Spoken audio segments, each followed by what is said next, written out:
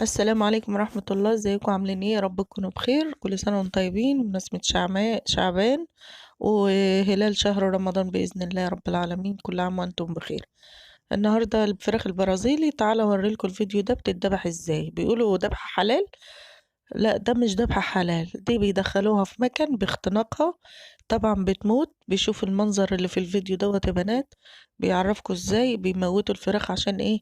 يذبحوها لنا ويعبوها لنا في ايه؟ في الكياس، على ان هي ذبحة حلال وعلى الطريقة الاسلامية او على الشريعة الاسلامية. لا طبعا ما فيش الكلام ده.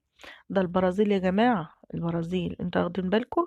طبعا الفراخ دي ملة البلد، عشان تضرب الصناعة المصرية أو أي حاجة. عندنا كل حاجة، عندنا الفراخ وعندنا الرز وعندنا البصل وعندنا كل حاجة، ورايحين نستورد كل حاجة من بره.